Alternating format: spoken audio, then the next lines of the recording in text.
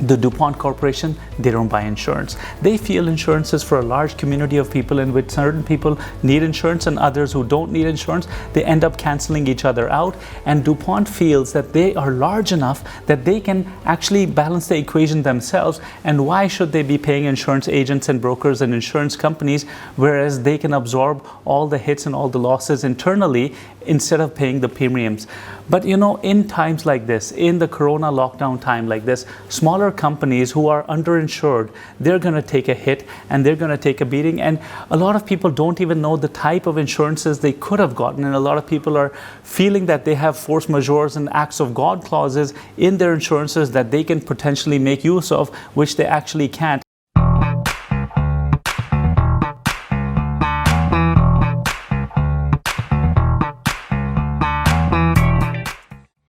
I'm Gulraj Shahpuri. I'm a business turnaround coach. Part of the strategy I teach businesses is to be prepared for eventualities like this, have the right type of insurances, and nobody could have predicted something like this. I mean, if somebody could have, they probably would have been insured for this.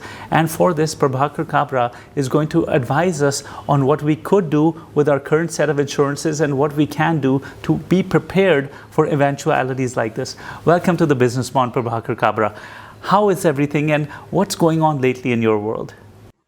First of all, thank you for taking me in. You see, nobody had thought that this type of pandemic or this type of situation can come ever. Absolutely. The situation as per me is even worse than when the Indo-China war took place. Even the situation today is even more grave. Many of young people would not have seen that Indo-China war time, Yes. or even India-Pakistan wars. This was never the situation.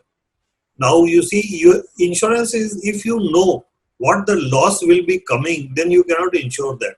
Insurance is only for an eventuality which may arise, which you don't know. Then only you can insure the thing.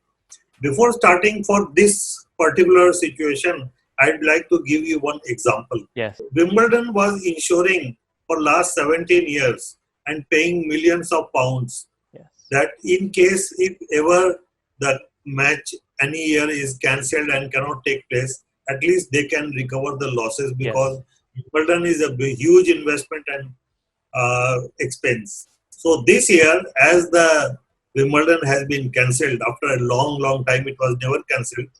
So now this year, it is reported that calculations are going on that they may be getting, even though they would have paid about 34-35 million pounds as insurance, they may be getting 140 million pounds as the compensation. This is the importance and power of insurance. I'm seeing a lot of events being cancelled. The Mobile World Congress got cancelled. Car launches are being cancelled. A lot of big announcements are being cancelled by companies. Do you think these companies had the foresight to have the right types of insurances so that they could be compensated in these eventualities?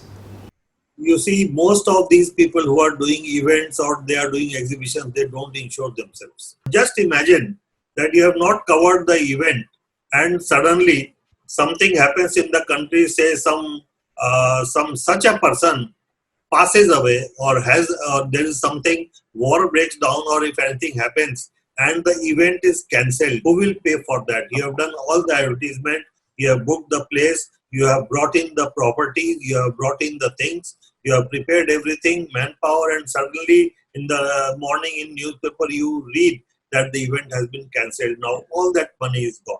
And in an event, believe me, even the collections, cash, whatever you make there, your properties, whatever items you keep there, everything can be insured. And it can be insured even for third-party liability, where that if something happens in your stall and some people are standing, and if something happens to them, even that liability can be covered. Mr. Kabra, here's something I want to know. A lot of people in their contracts with companies have force majeure clauses in there, acts of God clauses in there, in which they've written, hey, in case we're not able to meet our timelines or deliveries or deadlines, we shall not be held accountable for things that are completely out of our hands. Are pandemics covered in this? You see, if you are having a Mediclaim policy. Yes. So if you are having a Mediclaim policy today, if you are hospitalized due to coronavirus, Yes. your Mediclaim will pay for that. Okay. Now I'm talking about, let's say, people who are renting real estate or people that had to make deliveries.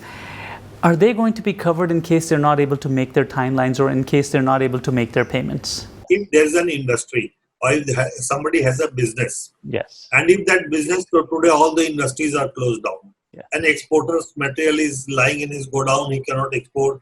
He doesn't know whether the order will be cancelled or it will remain there. Goods cannot move. There can be some perishable goods also which will perish during this time. Yes. Now the thing is that the companies will incur a huge loss. Reason is, in India, the regulation says that loss of profit is applicable only in two cases. One is if there is a fire. Okay.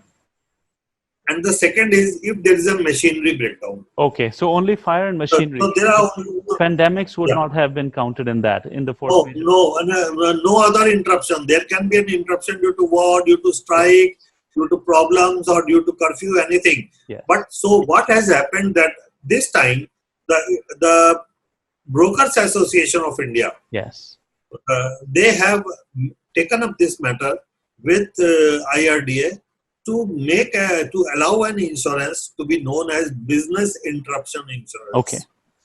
So they are taking up. Now it depends whether what permission the government gives, what IRDA thinks of it. So you see, insurance is one thing which must be an expense in your business. You should book it, and you don't know when this will be needed. And the day it is needed, you take it. From this, you can make the fortune again. Otherwise, you are bound to be a bankrupt. I believe there's going to be a lot of policy change that's going to happen, and I think a lot of people are going to get very rich because of it. After 9/11, I remember Warren Buffett, he started buying up reinsurance companies. Why? Because he knew that there's going to be policies now that companies are going to enact in which they're going to start buying anti-terrorism insurance and things like this. I think this is going to be a huge opportunity because a lot of policies are going to be enacted within companies where people are going to have to buy insurances now out of fear, and I think that's going to be a huge money-making opportunity.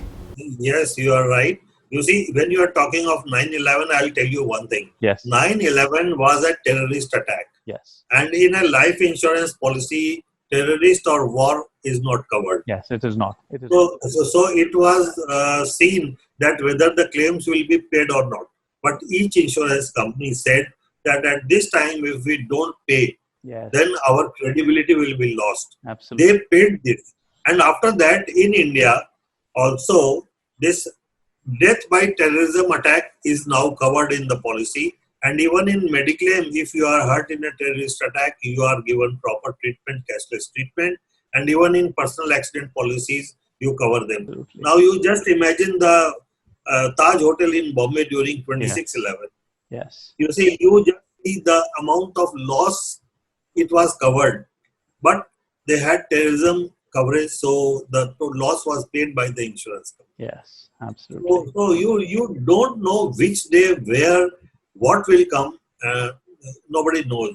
Yes. I mean, my opinion, insurance should be made compulsory, because the more the number of insurance are taken, the lower the premium will go.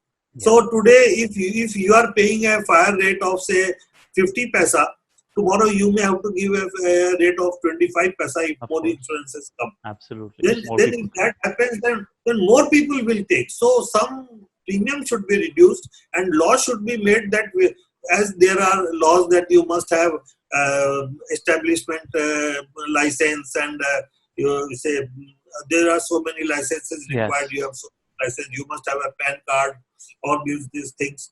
So in the same way, it should be also made compulsory that you must take insurance, so that when something happens like that, the government does not need to pay them compensation. I believe you're right. I think in the long term, insurance prices are going to come down because businesses and corporate offices are now going to be requiring their division offices to buy insurance wherever they are in the world for pandemics and business interruption and things like this, so that they can make sure that these types of things don't wipe them out again. And I think overall, because a lot more people are going to have this type of insurance, the regulators are going to step in and bring the insurance prices down.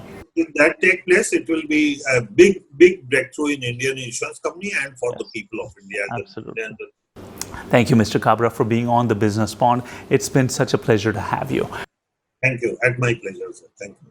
On the Business Pond, I try to share with you eminent speakers and people that can add a lot of value to our day-to-days. And in this lockdown time, I think we really need to give a good thought to our insurance, because if you mean business like I mean business, you're not going to want any more interruptions.